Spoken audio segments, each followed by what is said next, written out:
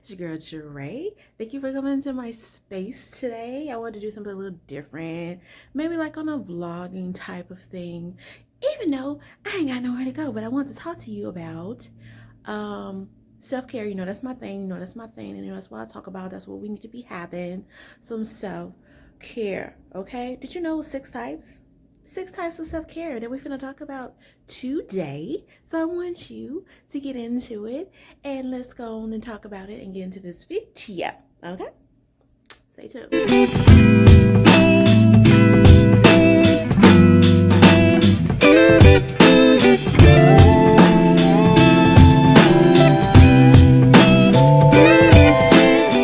Tuning into my channel.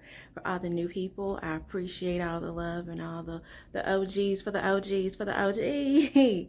Thank you for sticking in there with you, girl. We trying to make it do what it do. Okay, so there are 6 types of self-care.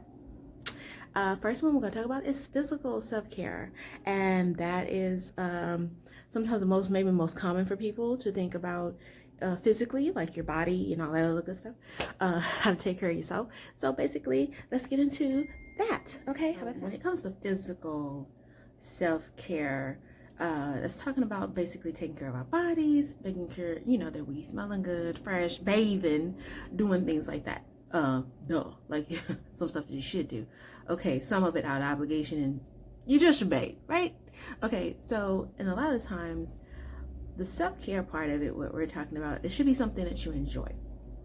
It's something you enjoy. You don't have to feel like it's some kind of obligation. It should be like, you know, not this vigorous exercise, but maybe if you want to try yoga, like that's something I'm doing now. And it's kicking my butt, but it is beneficial, you know. It makes me feel better, my body, mentally, everything. But the thing about it is, it's something that I want to do. It's not something I'm obligated to do. So if it's something like, you know what, I need to eat more veggies because I want to feel better. I want to eat more fruit. I need to take in more water. I need to do this and that because it's for your overall being, not something that's just like a drag to you. Some of those things are a drag to do, I ain't gonna lie.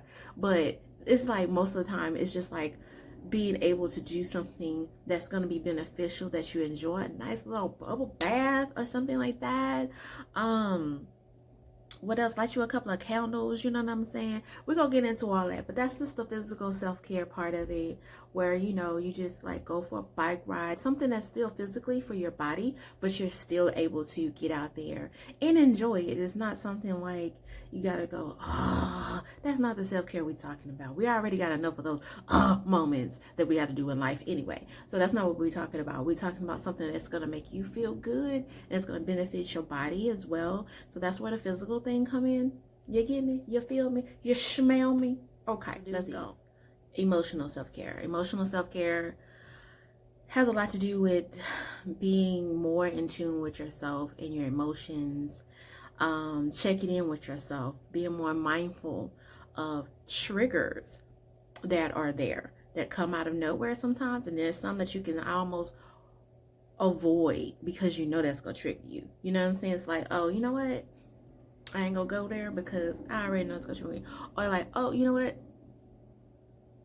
I'd rather not have that conversation right now because I know that might trigger me. So it's like you kind of being more mindful instead of always falling into the trigger traps, is what I call the trigger traps. And sometimes it come from people, it come from TV, it could come from everywhere, you know what I'm saying? But you got to be more mindful of your triggers. And another thing is just, you know, your thinking patterns, finding ways to work through. Even if you are triggered, find ways to work through it instead of always either falling apart or getting mad or whatever the triggers you'll normally do for you. It's something that you have to be like, okay, let me try to bottom line some of this and figure out some stuff. It's just, I feel like the emotional self-care is just all about, to me, I feel like it's more about being mindful of your triggers, being mindful of your emotional stability, being mindful of what you can and cannot put up with. Them boundaries, I think I've talked about in one of my videos before. Setting boundaries for people, for, you know, certain people in your life that you have to bounder. Hey, this is my bounder. Don't bounder. You know I'm country. My boundary, right? This is my line. This is where I want you to be. Okay? I'm going to be way over here, and I want you to be way over there. And leaving me the what? Alone. Okay? So that's basically, you know, a lot of things that could help with emotional care. Could be, you know, journaling. I'll talk about journaling. I'll put a video up about that. Meditation. Prayer. I always put meditation and prayer together. You don't have to, but for those that, you know, have that spiritual mind as far as believing in, you know, God and things of that nature, prayer is always should be in there. But for those that don't have a spiritual being that they look to, then, you know, meditate, do whatever you normally do. Okay. But some things about expressing your emotions, maybe through writing, you know, maybe writing, you know, maybe cooking, painting, crafty. I have some crafters out there. Crafting might be great with helping with your emotional, you know, self-care. In 2021, we have to find ways. It's looking a little better. We go knock on this wood, but it's looking a little better. So with that being said, we got to keep it together, you guys. So we're going to move on to spiritual care, self-care. Kind of talked about it a little bit, but doesn't have to necessarily relate to religion. It can. For a lot of people, it is, you know, related to religion. For me, it is. But you can also, you know, practice spiritual self-care by nourishing your soul. Get into it. Okay. Nourishing your soul, striving for inner peace. I want all the inner peace for 500, please. Okay. And sometimes you have to pray for that and get stuff out your life that ain't bringing you any peace. Okay, I'm trying to be serious.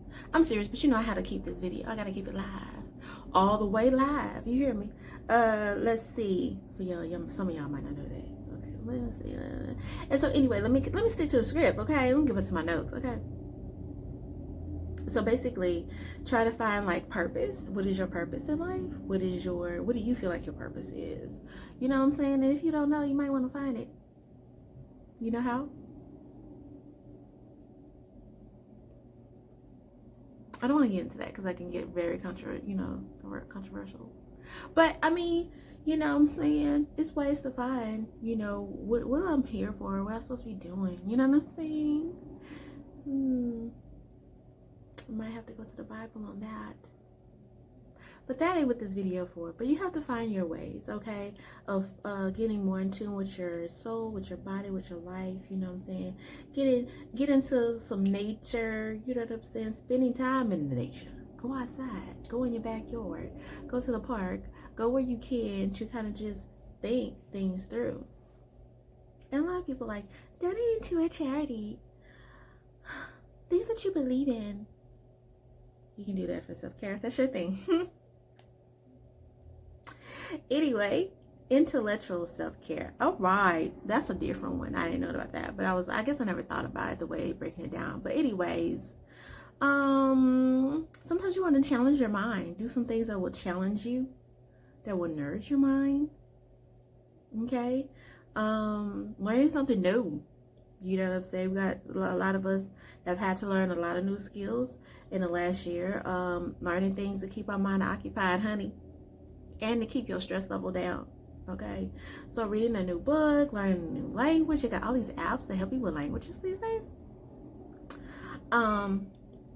Watching a documentary. Some good ones out there. Whatever topic you're interested in, that'll keep your intellectual mind together. You know what I'm saying? Because sometimes you have to just take in a little knowledge and get a little bit more in tune with other things outside of what's going on around you. There are other things out there that can be very intellectual and very good for your mind. So that's good for your self-care, right? Social self-care. Humans by nature are social beings. We are. That's why it's been so hard in this, you know what? Because it's been like taking that social part out of it. Well, for some of y'all just been doing you. But I ain't tripping off you. No judgment. But taking that and normal, you know, being around people and at work and school and things like that, that had been taken away. And so it just really became so hard on so many people, and it definitely affected their mental state, because it's like, you used to come in the office, you used to come into work or whatever case, you'd be like, what's up, you know what I'm saying, what we doing for lunch today, you know what I'm saying, whatever.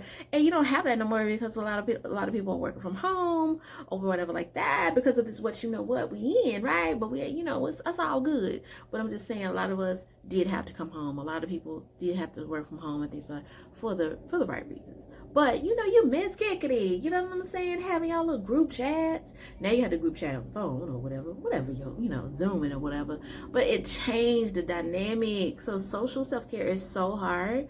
And so this may look different for introverts and extroverts, you know what I'm saying. Some people was like, I've been chilling, I didn't need nobody around me, I'm good.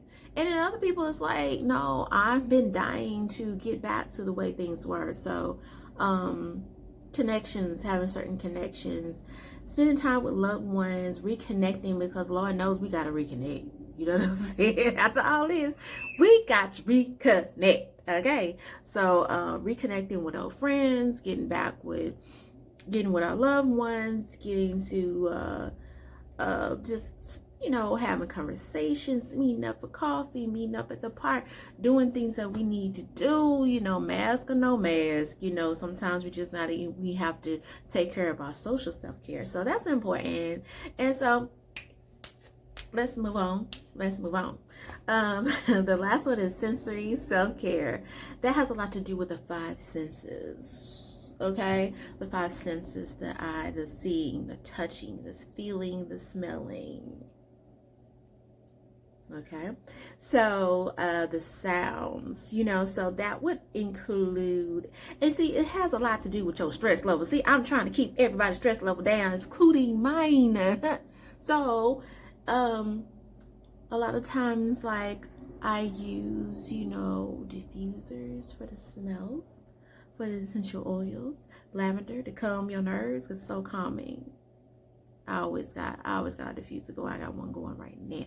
Okay, burning candles, listening to soothing music that helps tune the ears, like that helps your self-care, something soothing to you. They have so many apps too, meditation apps, or, you know, things like, you know, listening to rain, or listening to a river, or forest animals, or forest, or whatever. They got that kind of stuff too. But also just